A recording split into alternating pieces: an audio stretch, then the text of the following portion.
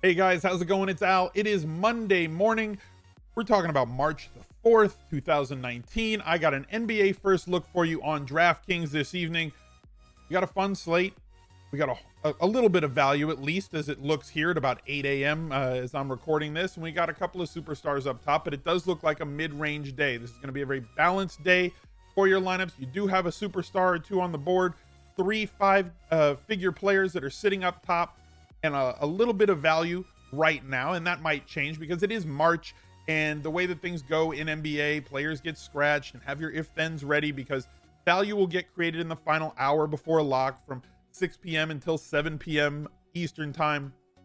Players will have found their way into migraines or general soreness, or just mandatory rest, or managing the load, as they say. So these guys are going to be shuffled in and out of lineups at this time of year, which is going to create value as we get closer to lock. So I've got a couple of value plays for you and a couple of studs that I want to focus on in today's lineups. And we got a pretty full lobby here on DraftKings tonight with a $777 tournament with 150K to first, if that is your sort of bag, if you qualified for that, or if you're the type of a high rolling bankroll player that can afford to just buy straight into that sort of a tournament. Good luck to you in that one. Or you're a smaller bankrolled player, a $7 tournament, $500,000 GPP with 100K to first. So let's take a look at what we've got on the slate tonight. Here's that mini bounce pass. We're going to break down this slate. I want to say thank you to you guys for showing up once again. You click like on the video, subscribe to the channel.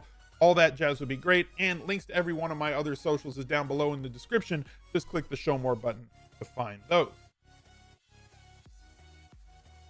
So we got 7 games in the slate, as I said. Dallas at Brooklyn, Atlanta against Miami, with the white hot Trey sitting in that game against Miami in a pace down situation against a team that's a little bit tough against point guards. If you want to go with Trey there, it's going to be interesting to see what his percentage is tonight with as hot as he's been recently. Denver against San Antonio, New Orleans and Utah, Milwaukee, Phoenix, New York, Sacramento, and finishing off the night, the Hammer at 7:30 p.m. Pacific time. Crosstown rivalry. The Clippers against the Lakers. So we have a couple of late games, 7 o'clock and one at 7:30. So be sure that you adjust your lineups accordingly and put the later players in the flex spots, right? We've talked about this before. Your guard, your forward, and your utility are the 3 flex spots for NBA on DraftKings. You do have the possibility to late swap. So if you have anybody from those later games, you want to put the latest players you have in the guard, forward, and then the latest player you have in the utility spot to the best of your abilities, right? Sometimes your lineup construction is going to work that way. You're playing 2 centers in a lineup.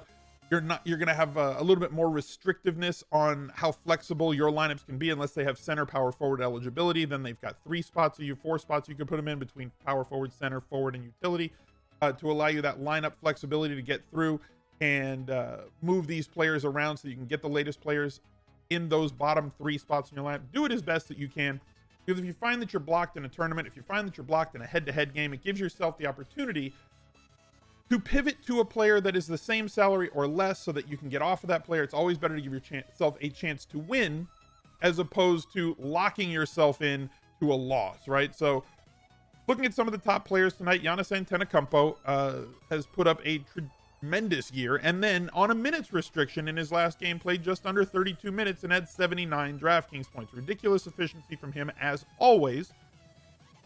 And against Utah, at Utah, on the second night of a back-to-back, absolutely stunning on the weekend for him to put up that sort of a line. Now, are we expecting that sort of a line again here against Milwaukee, or sorry, for Milwaukee against Phoenix, in a game where Milwaukee's favored by 12.5? They're probably not going to have to lean on Giannis as much, and this could be a game where either he just gets rested. This could be a game, and then it'll create value at other spots, right? It'll create value for Bledsoe, it'll create value for Middleton. It'll create value for the other players on the roster. Or if he plays, he's going to play that 32 minutes, might have a good game, might put up 55 or 60 fantasy points. But also, you might see a game like this where, puts up maybe, well, this was in 24 minutes, but puts up maybe 40 to 45, 40 to 49 DraftKings points. And for 11.5K, I personally feel like Giannis is too risky. This is going to be another night where if I'm playing 150 lineups, I might have 5 or 10% of my lineups with Giannis in there as the in case of emergency break glass situation, right? In case he's able to piece together this ridiculous night with 32 minutes and 79 DraftKings points. In case, like we spoke about last week with James Harden, when everybody else was active on the Rockets and there were other better plays, that you still want to have certain amount of shares of that great player when he went off for 50 real life points and 80 something DraftKings points on a low owned night. You don't want to lock yourself out if you're a mass multi-entry sort of player. But if you're playing 1, 3, 5 entries, even 10 lineups, I'm probably not going to have even one that has Giannis in there, because I think that there are other more palatable point per dollar plays from an easy projection possibility with other players in the lineup.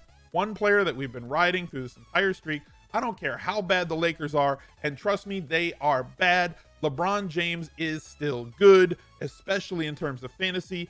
You can lock up those 60 to 70 DraftKings points for 11.2K. Once again, one of the top value plays on the evening. From a expectation, from a high ceiling, from a high floor and a possible high ceiling combination play.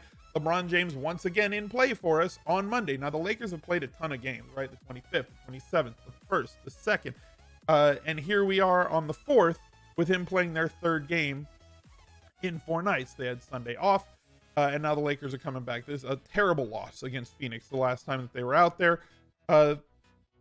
Again, I don't care, right? We mentioned this. I don't care if LeBron James is currently the greatest player on the planet at age 34. I don't care if the Lakers make the playoffs or not. All I care about is LeBron James's minutes played, LeBron James's usage percentage, his assist percentage, his effectiveness and efficiency on the floor, and he is checking every single one of those boxes, some of them with double checks, playing 37, 39, 41, 40 minutes in every single game that he's played. When you look back at this sheet, and getting you 60, 70, 78 DraftKings points. He is as close to a sure thing as we've seen in the last couple of weeks. Yes, Harden during his streak was phenomenal, and if you faded him waiting for that one night that he wasn't going to do anything, you did great, and everybody else was trying to play that, well, I'll fade him tonight. Tonight will be the night that he do well. It was the same thing when Paul George was going on his ridiculous run of 15 or 20 games, where people were saying, well, this is going to be the night where he doesn't do well, and I'm going to play Russ, and I'm going to be on the right side of this. There's going to be the argument that hot streaks are unpredictable. And I agree that they're unpredictable. When do they start, and when are they going to end? I'm just on the side of, as long as the numbers look predictively up to the decision point, which is lineups lock for us in NBA, that a player should maintain their level of minutes played, usage percentage, assist percentage, and everything else, right? Shots per game, everything else is going to be consistent. And tonight, again, for the Lakers, all of those things look to be consistent for LeBron James. I'm just going to keep plugging LeBron James into my lineup. I'm going to let everybody else figure out where they want to get those 60 or 70 DraftKings points, maybe a floor of 55 and a ceiling of 80. I'm going to be okay with that, and I'm just going to plug LeBron James on. Now, that leaves us with a few other players to talk about. One, Nikola Jokic. If we're going to play 2 players that are 5-figure players, we're going to have some extreme value, and I don't think that we have that tonight, so it's an either-or situation for me with LeBron or Jokic. And Jokic against San Antonio has not done that great this year. Yes, they just traded Pockets up, but he's not really somebody who's going to stop Nikola Jokic. They're just a good team at stopping players like Jokic, right? He's not like this overwhelming force. He's played 2 games against him, averaged 33 minutes per game, 34 DraftKings points. That does not mean that he can't get a triple-double tonight and have great games. He's one of my favorite players. We know that he's got a tremendous ceiling, but his floor is a little bit lower than somebody like LeBron, and I'm going to opt to pay the extra money, the 1 point whatever, to get to LeBron, as opposed to, or is it 900 more? Yeah, it's 900 more to get to LeBron. I'll pay the 900 more, and I'll take LeBron tonight over Jokic. Now, could that bite me in tournaments? It could. I don't think it's going to bite me in cash, and I also don't think it's going to bite me in tournaments. But yeah, there is a possibility that it could. To me, Jokic will be in my allocations for tournaments, but not over LeBron James. Trae Young, absolutely outstanding streak that he's been on, but ignore this game, right? He was tremendous against Chicago, but that went to like 14 overtimes. So 56 minutes is not really something that is repeatable.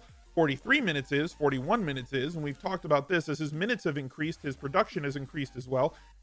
This game he got thrown out, right? He stared down Dunn on the Bulls after they had an altercation earlier in the game, and he already had a technical foul. Then he hits a three from the logo and stares him down. The referee hits him up with a tech, and he's out of the game. Was already at 28.5 DraftKings points in 18 minutes. So again, a blistering pace on a point per minute basis here for only 9.3K. But against Miami in a pace down situation with other plays on the board, I don't know that he is one of the top plays that I want to focus on. I will have allocations of him in tournaments. I think that his ownership is going to be too high. I would much rather have Luka against Brooklyn than Trey tonight. Now, there's going to be a lot of banter back and forth. Which player is better? Who do you think? I don't care. Again, I don't care. And people that do care are only caring about filling minutes or column inches. Okay? I don't care who's better. If you want to ask me personally who I think is better, I personally think Luka Doncic is a top 5 player in the NBA down the road. And the ceiling for Trey is also a top 5 player in the league, but the ceiling for Luka is an MVP, right? Maybe Trey can turn into, like, there's a small percent chance that Trey turns into Steph Curry. Maybe. We'll see. I don't know. Luka is going to be a force for years to come. And I rate him a slightly higher than Trey Young, at least at this point. But from fantasy perspective, again, I want Luka this evening for a little bit cheaper, with the possibility of a triple-double looming pretty much every night that he takes the floor. Now, his efficiency has improved, right? On the season, he's shooting 43%. Last 3 games, 55%-ish.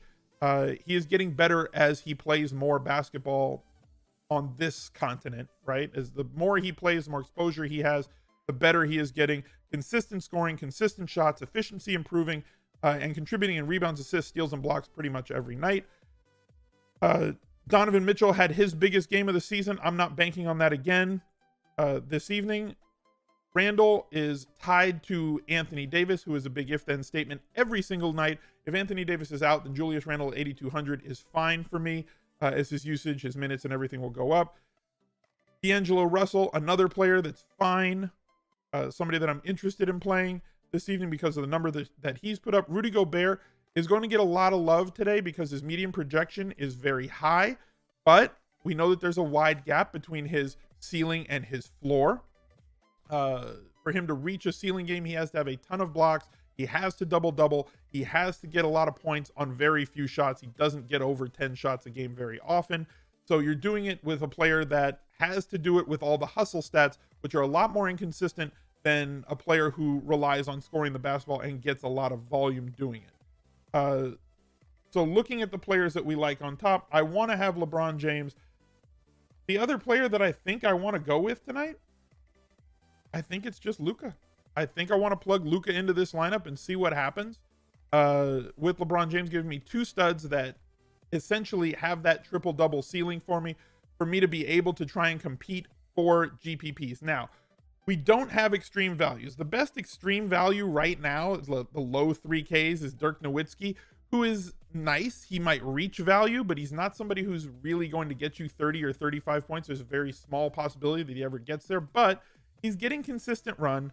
It is over 20 minutes. He's 3.2K. We're looking for 18 to 23 DraftKings points, and he's kind of lived in that range very recently. 17, 23, 22, 22, as opposed to the 5 games at the bottom end of this last 10 where he wasn't, right? He was playing less minutes per game, therefore getting less shots per game, and also scoring less fantasy points per game. If he stays at this mid-20s number, he is likely to pay this off, but unlikely to 10x, meaning unlikely to have 30 or 32 DraftKings points, but very likely to get you 18 to 24.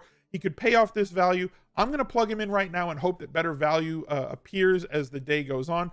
It's not thrilling. It's nice. At least it allows us to pay for the higher priced players on the board. The other couple of guys that I really like this evening, Bogdan Bogdanovic, who has been getting tremendous usage recently, 5.6K. I will take the off chance that he actually shoots better than 3 of 15 and 3 of 13. I will take the volume of shots that he gets, his contributions in rebounds and assists for a player that is shooting over 40% from the field, but his last couple of games shooting 20 to 30% from the field. I will take that bumping up over 40% this evening, getting him the points that he needs to get me those 30 DraftKings points that I'm looking for a mid-range value. And the final one is Kelly Olynyk, who at 5.3K. Now, this could depend on Whiteside being in or out. He should be starting, as he's been starting, playing over 30 minutes a game, has paid off this salary pretty much every night for the last 4 nights, with some of them really exceeding his value expectation at 4.9, 4.9, and 5.1. He's only bumped to 5.3 tonight, and I think he's fine if Whiteside is there. If Whiteside is out, he becomes a tremendous mid-range value for us once again at essentially the same price that he's paid off 4 out of 4 nights in a row.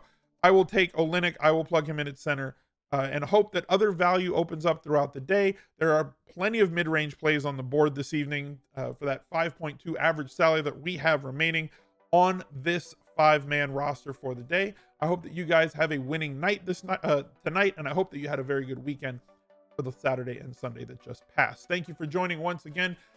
I would love to see you on Twitch. That link is down below, as well as every other one of my socials. Please click like on this video. Hit that subscribe button and ring the notifications bell, and I'll see you tomorrow for another NBA First Look. Bye, everybody.